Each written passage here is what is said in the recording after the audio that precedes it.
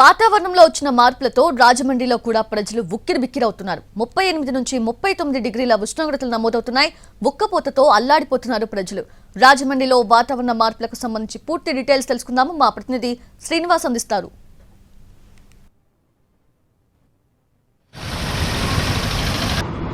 రాజమండ్రి నగరానికి ఏమైంది? ఇక ఒక పక్కన ఎండతోటి ఉక్కపోత ఉదయం అంతా కూడా ఎక్కువగా ఉండటం జరుగుతుంది. తర్వాత మధ్యాహ్నం నుంచి సాయంత్రం వరకు కూడా వర్షం కురవడం జరుగుతుంది. అయితే ఈ రకమైన వాతావరణంతో ప్రజలంతా కూడా అల్లాడిపోతున్న పరిస్థితులు ఉన్నాయి. ఉదయం అంతా కూడా ఉక్కపోతతో పాటు ఉష్ణోగ్రతలు కూడా అత్యధికంగా నమోదు కావడం జరుగుతుంది. ఎండ తీవ్రంగా ఉండడంతో ఎవరూ బయటికి రాలేని పరిస్థితులు నెలకొంటున్నాయి. రాజమండ్రిలో ప్రజలు చాలా తీవ్రమైన ఇబ్బందులు పడుతున్నారు. అయితే ఇక్కడే ఉన్నారు కొంతమంది, ఆయన అడిగి తెలుసుకుందాం. ఎలాగొన్నది బాబు, ఎలాగ ఇబ్బంది పడుతున్నావు, ఏంటి? చాలా వేడిగా ఉందండి, బుగ్గులు వచ్చేస్తుంది. బుగ్గులుగా ఉందండి, పడేస్తున్నాయి. కాళ్ళు లాగడం నీరసం అలా వస్తున్నాయి.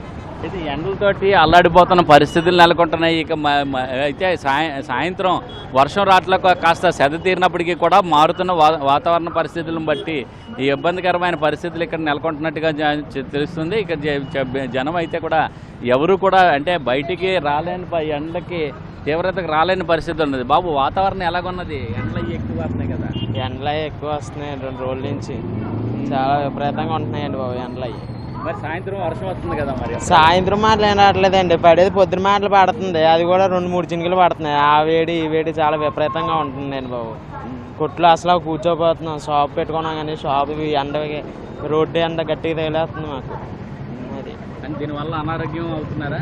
నీరసం వచ్చేస్తుంది అండి. ముందు వర్షం ఎండ పడుతుంటే నీరసం పడిపోతున్నారు మనిషి.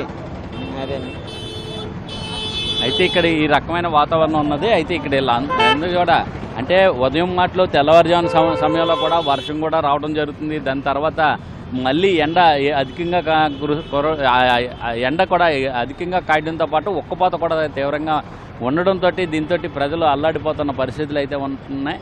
దీంతో వీళ్ళందరూ కూడా ఎక్కడైనా సరే అంటే కాస్త వర్షం పడింది కదా సర్దిద్దామని చెప్పేసి అనుకున్న పరిస్థితులకి ఉండేటప్పటికీ అలాగే మళ్ళీ ఎండ కాయటం, వర్షం పడటం ఇటువంటివన్నీ కూడా జరుగుతున్నాయి. దీంతో ఎండ తీవ్రతతో పాటు ఆ ఉక్కపోత కూడా అధికంగా ఉండడంతో ప్రజలు అల్లాడిపోతున్న పరిస్థితులు ఉన్నాయి. దీంతో వీళ్ళందరూ కూడా బయటికి రాలేనని పరిస్థితులు ఉన్నాయి.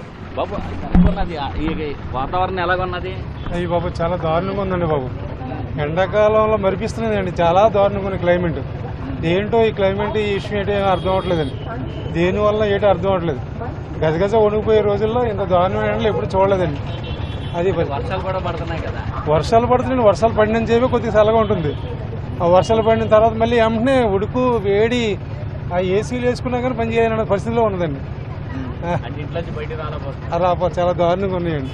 ఎక్కువగా వాతావరణంలో వచ్చిన పెను మార్పుల కారణంగా ఒక పక్కన ఎండ ఉక్కపోత బాగా ఎక్కువ ఉండి ఉష్ణోగ్రతలు బాగా ఎక్కువగా నమోదు అవడంతో పాటు అలాగే వర్షం కూడా ఎక్కువగానే ఎక్కువ అంటే వర్షపాతం కూడా 10 నుంచి 20 మిల్లీమీటర్ల వర్షపాతం కూడా నమోదు కావడంతో ఈ రకమైన వాతావరణ మార్పుల కారణంగా ఎక్కువ మంది అనారోగ్యాల బారిన పడుతున్నారు. జ్వరాలతోటి ఇబ్బందులు పడుతున్న పరిస్థితులు ఎక్కువ ఉన్నాయి. హాస్పిటల్ కూడా కిక్కిరిసిపోతున్న పరిస్థితులు నెలకొంటున్నాయి.